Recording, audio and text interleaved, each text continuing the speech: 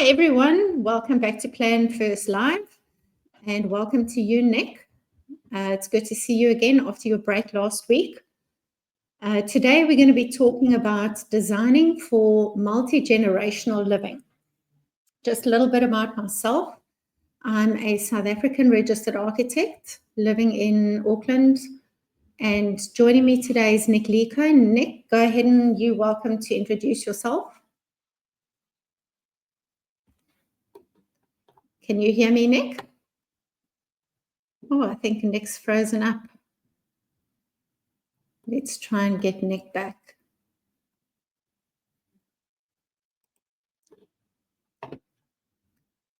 Nick, are you with us? No, it seems that Nick is not with us at the moment. We'll try and get him back. Hopefully he'll log in again. So today, as I said, we're going to be talking about designing for multi-generational living. And let me get the presentation up. There we go. There we go. I see Nick's back. Hi. Hi, are you back?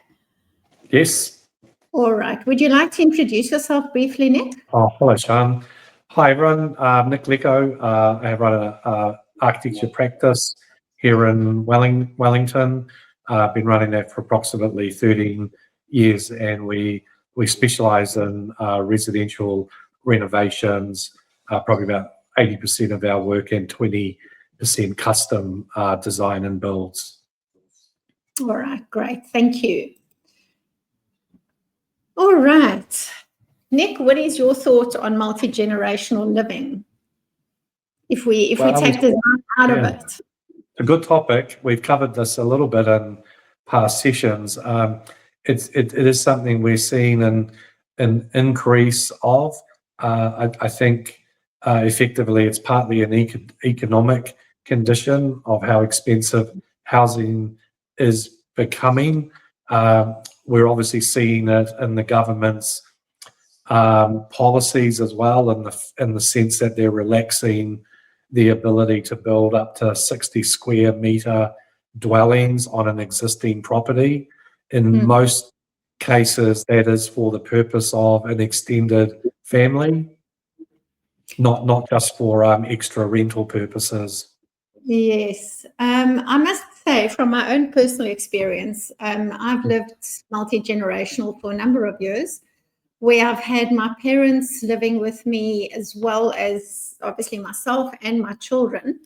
So I'm quite used to multi-generational living. And from what I've learned in my time is there's certain key fundamentals that make it extremely pleasant.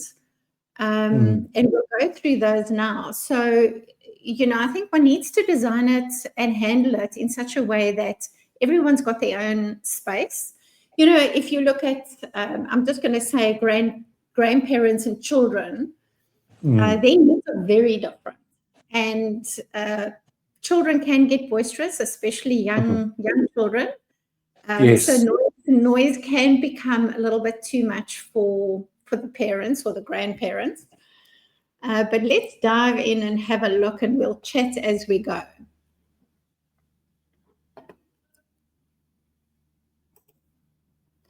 So firstly, it's understanding everyone's needs. And that is, as I was saying, with grandparents and children, I also feel that everyone should have at least their own bathroom. If you are going to be sharing bathrooms, probably maximum 2 bedrooms sharing a bathroom. Because on a day-to-day basis, it's not a holiday situation. It's you living together every day, and there might be 6, 7, 8 people living in the same house. So the little things, just sort them out, work the routines out, but try and get at least 1 bedroom or 2 bedrooms per bathroom. And then also privacy and independence. It is quite important to try and have each generation with their own space, if possible. Not, sometimes it's not possible. But in this instance, you've got a gaming room for the kids or a playroom. So you can have, it doesn't matter whether you've got teenagers and little children there. They don't mind the noise. but having a gaming setup with grandparents trying to have a conversation can become a bit of a challenge, wouldn't you say, Nick? Yes. I like your comment about the grandparents in particular on a practicality basis. That is one of the biggest demands we see, is that the more elderly generation is the one that's insistent on having their independence, and we think that's where either as an independent dwelling out the back, or if it's actually connected to the house, then it needs to have some form of autonomy. I think it's important that you mention either having it connected to the house or separate to the house. I think having it separate to the house is a good thing for independence. But I also do think you then run the risk of, you don't always know if the elderly parents are safe. Have they fallen? You wouldn't know if one of them does maybe have a fall. So that's where smart home technology comes in. Maybe have an intercom between the house and the flatlet, just so that you can stay connected even though you're not actually in the same house. And what I found as well is generally everyone will go their own way during the day, but everyone comes together at night for a meal.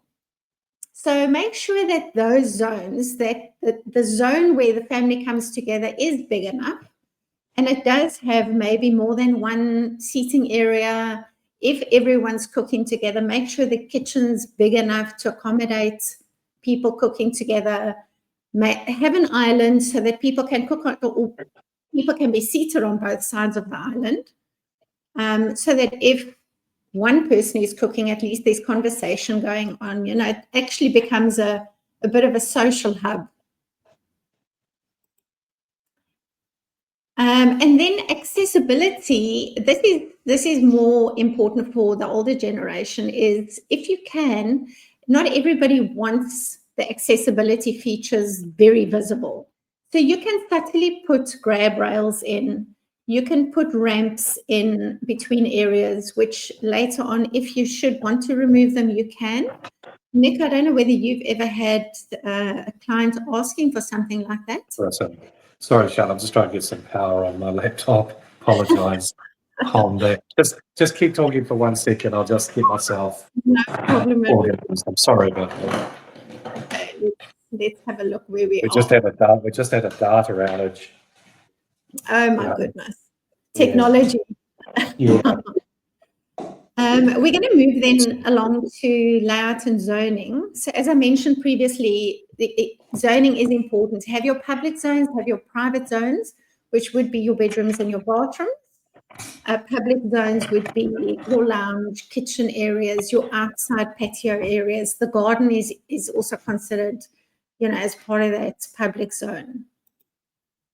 In your public zones, try and have separate areas, so that you don't just have one seating area. You can accommodate grandparents maybe sitting in one area with the parents, younger children in one of the other areas, so that they are still connected, but you don't have that busyness in one area.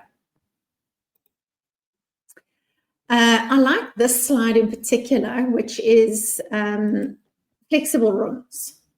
Nick, are you back? Are you? There we go. If you have a look at this slide, you can see that this room gets used for multiple things.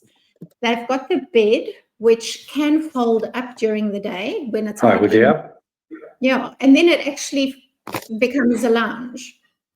So the bed folds away, you've got a lounge area, you can sit and watch TV, you've got a workspace. So you can, in theory, you could work from home in a space. Sorry, Sian, I can't. Are you back, Nick? Oh, Nick's gone again. Never mind, he'll get himself sorted. All right, moving along to outdoor space. Again, make different zones for outdoor spaces so that you can choose. If you all want to sit in the same area, it's quite easy to move that furniture around.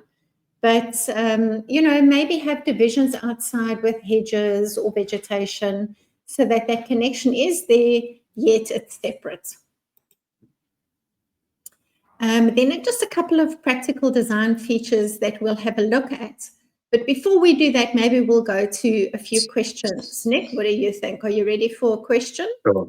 Yeah, apologies on that, guys. Yeah, let's get some questions going and get back on the playing field. Okay, good. All right. Scott says, how can soundproofing be enhanced between different living zones? Between and I don't know if you can elaborate on that, Scott. Enhancing sound between living rooms. I'm assuming you mean dampened sound between living rooms. And enhancing is implying that you want to be able to hear louder sounds between rooms. I just want to make sure that could be the case if it was, stereos between rooms. Or you don't want to get the children in the next room, so you could put insulation in the walls or carpeting. Yes. Anything that absorbs sound. So that would be good. Yes. Next question, Ashani says, what are some strategies for shared kitchens with multiple cooks? Nick, would you like to jump into that one? That's a good question, in that I'm just talking from the projects we've built, thinking about, do the different generations want separate kitchen amenities? And generally the answer is no. Mm-hmm. I find that they don't even tend to want a kitchenette. They will come into the main part of the house and share a kitchen. Multi-generational isn't really is still a family unit, because we're not talking here about the likes of boarding houses. Where boarding houses are a little bit more like a like a campground, where you have to provide independent cooking and prepping station. So even with multi-generational, I think at the end of the day, when you look at it in terms of a cooking hub, it is still effectively the family's kitchen area. So multi-generational perhaps is the modern condition of what used to be perhaps the larger family, where the larger family was more children, where there could have been homes that had 5 to 7 children. Now we're probably seeing, obviously we were seeing, reducing birth rates for that reason. Children aren't the mitigating factor. It's potentially grandparents. And as I mentioned a few weeks ago, one client we had where it was the mum and her 2 sisters heading towards retirement age. I feel a little bit different about this. In my personal experience, my parents were still quite young when they came to live with us, so they still lived very much independently. They would still have visitors coming over to visit them separate from us.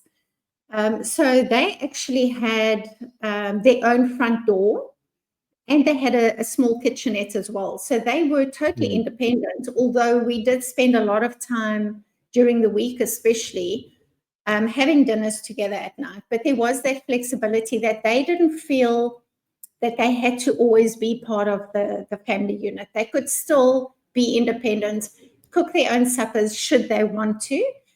At lunchtime, they would make their own lunch independently. So that flexibility worked well for us. But again, did they live next door?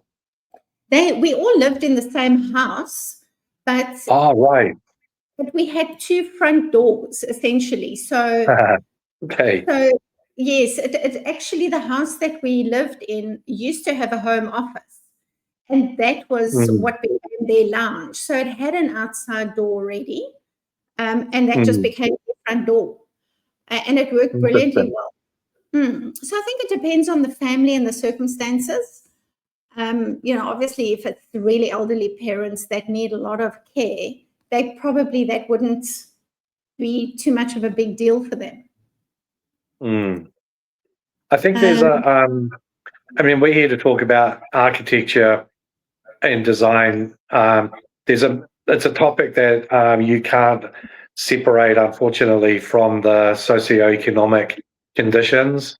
And historically, the demographics. I've spoken about this in other sessions. The Polynesian community has always had a heritage of multi-generational living. It hasn't been an economic circumstance that leads that that choice.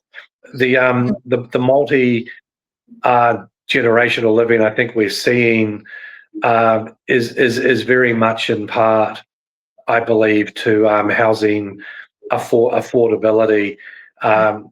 Exactly. That's why I asked you where were your mum and dad, because even in New Zealand, there'll be studies on this where adult children to get support from their parents in that kind of era would have bought housing in close proximity. So when they had their own families, they then got support with the grandkids. Obviously, as housing has become unaffordable, it often means that children can't buy homes in the regions where the family home was, and that's where we're starting to see this creativity. Even obviously grandparents sort of almost doing a gifting of sorts, where they're displacing themselves as to become almost a secondary resident to free up the equity to allow their children to be the primary home owner. But like you said, back to what we then bring to the equation, rightly so, they're not looking to have a compromised lifestyle. They certainly don't want to be reverted to a so-called shed in the corner of the property. But if we have a look at these the practical design features, I mentioned this earlier. I mean, try and have as many bathrooms as is practical for the house that you live in. The accessibility in the kitchens, and you can easily do that by putting an island in, as opposed to just having a linear kitchen. It allows for that conversation to take place, multiple cooks at the same time, etc., etc. Before we go further with that, let's just have a look at one of these questions that's come through, which I found quite interesting. So Scott says, how do you manage shared laundry spaces efficiently? That's always a tricky one, because laundry does tend to get mixed up. And it's not practical to say, I'm going to do washing on a Monday and you do washing on a Wednesday. That's not an economical solution. But maybe if everyone's got their own storage space in the laundry room, that could be one of the things that you could have a look at, just to make sure there's as much storage space as possible in that laundry. What do you think, Nick? I know laundries are very popular at the moment. People are redoing and renovating them. Definitely. It's done full circle. I agree that especially as a lot of the new home developments have tended historically in the last 10 to 20 years to minimise the laundry spaces as a space in demand. And so we've had a good amount of newer home owners who then approach us that actually want a formalised laundry added to their home. And so they're reverting to these, they're potentially, some of them are as grand and have as much effort as the kitchens. Yes, that's very true. Here's another question from another Nick. How do you future-proof a multi-generational home? I would say it's quite easy to convert, let's say, a study into a bedroom, and then later on convert the bedroom back into a study. A lot of rooms are really they can be multi-use rooms. Try not to, put them into a box that it can only be used as a bedroom, possibly. For instance, if I go back to the example that I used earlier, that's home office that became my parents' lounge, we didn't close that external door off. So it always remained a room that could be used and accessed from the outside. So when it wasn't used as a lounge eventually, it could easily be converted back to a home office.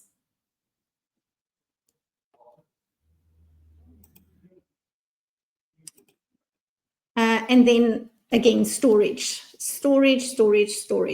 Even pantry space for multi-generational living. If there is only one kitchen, I suggest having dedicated pantry space for each generation. A lot of the time, the parents will still have their specific ingredients that they prefer to cook with, whereas the children might not. The children might, have more kiddies, snacks, and things like that. So just try and keep the pantry items separate if possible. And you can never have enough storage. And then sound management, which we touched on earlier, didn't we, Nick, with the carpeting and the soundproofing. Just try and have surfaces maybe that the sound can bounce off. That would be a good one. And then the technology, which is really, we talk about this quite a lot. Try and have some kind of smart device that does control temperatures, lighting, especially if you have lighting that comes on automatically when it does get dark, and in passages, movement lights, especially for elderly people. That's a great help. Let's just run to Nishani's question. How can privacy be maintained in shared bathrooms? Nick, what would you say to that? Maybe double vanities, maybe? I'm trying to understand the question of privacy in a shared. I don't see how you could have privacy in a shared bathroom. You could have separate bathrooms. Maybe if you've got a double vanity and one generation uses one half and the other generation uses the other half, that could. Yeah, I've never seen it. It would the client request would always be to just have some additional separate bathrooms. Okay. Or they going back to your laundry comment that you mentioned about extra storage. I think this is where again designers that listen and work in with homeowners. It's the homeowners will raise the questions. Whether it's a renovation or a new house, it's quite a different approach to just buying a house off the plans. It provides you much more opportunity for the specifics of the way you want to live.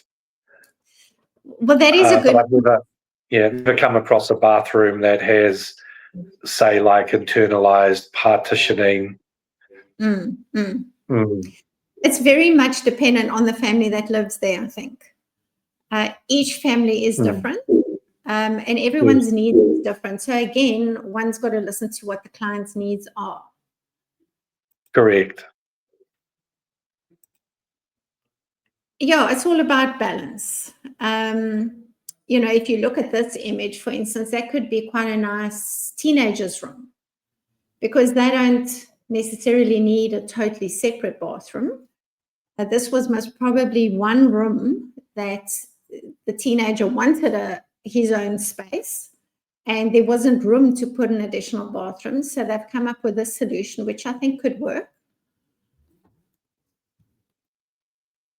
And what is our last one? Okay, those are next week's topics, which we'll get back to. Let's just have a look at some other questions that have come through here. Which one have we not looked at? What lighting strategies work best for multi-generational homes? I think the movement sensors are important for passages. Nick, any comments on that one? Have you ever had anybody specifically requesting special lighting? I think it's got, I guess it's probably a good time as start to wrap this up. As we're saying that these kinds of specific expectations or requirements are part of a design brief that as architects we would develop with the homeowner. I mean, e.g., if there's a sleep out and the sleep out may not necessarily have a bathroom. Yes. So it means that 8 months of the year, from like 5 p.m. to 7 a.m., you're going to have to be egressing from the sleep out to the house in the dark. Yes, then it does become very important. So sorry, you go ahead. You would most probably use a light sensor in that specific. You wouldn't use sensors. That's right. I think we have time maybe for one more question. Are there furniture choices that work well for multi-generational homes? Any comments from you, Nick, on that one? Again, I think they're all questions that come under the same context. Let's take a living space as an example. How is that multi-generational makeup going to basically spend their time? Are they going to spend their time collectively in a living area? Are they going to use them at different times? For example, a couple of families that we've assisted with elderly members, the elderly members tend to like to retreat in the evenings into their private space. They want to have living spaces actually more removed. And that's just partly just because they're tired. Yes. But that's one of the way they. I'm just talking from example and observation, and these are questions that have to be asked with customers. That's why you have to pick consultants that will actually ask these questions and not just do generic designs in absence of understanding the specific conditions that the family needs. Ones that I'm just going from recollection, for example, I shouldn't probably get some better wording than calling it the elder end of the family unit. They were one in particular was utilising the house and the kitchen during the day. So grandma and granddad would use the kitchen. They'd have an early lunch. They wouldn't have dinner. Kids are coming home. Mum and dad are then almost using the house on an ordinary basis. Yes. But I think it's also important, as you said, to have that living room for them when they do retire early, because they might just want a bit of quiet time. They wouldn't necessarily be ready for bed, but they would just have a little bit of private space. Yeah, we really enjoy I think one of the things we really like is how you kind of bring, dignity to people's separate generational requirements. It's not a boarding house. No. There's a reason why multi-generations, even though it may be, I do believe there is quite a big drive from a commercial or from a commerce financial standpoint. Underlying that is still the want that they actually want to live together. Yes. No, that is so important. It's a very cool medium, and no different to Yeah, it's a topic for another day, which is more really on the rental market. It's fascinating just listening to people's, experiences, whether it's from college living or their early work lives, or when they first move out of home, people who go flatting and how they negotiate, residential space. Very different. One's life goes through lots of different phases from when you're a child through that flatting experience into your own home, and then eventually multi-generational living. Yeah, I mean, I know we've run out of time, but in hindsight, we spoke a lot about multi-generational as intergenerational. We've actually there's a wider spanning top heading here. By multi-generational, we've implied almost that it is different generations of a family. Yes. There's ultimately some really awesome, living conditions, as people are getting creative. One of my customers that I really enjoyed was two professional women who basically wanted to have a much better house. And so they basically, so they weren't in a personal relationship, they were friends. Absolutely outstanding result. That we basically renovated a house to create, common areas and then personalized areas. No, that's great. All right, Nick, thank you for that. Thanks, John. Sorry about the outage earlier. Oh, no, that's quite fine. These things happen.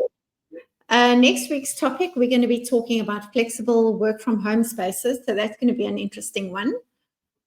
And again, just to thank you all for watching. Thank you for all the questions we got through.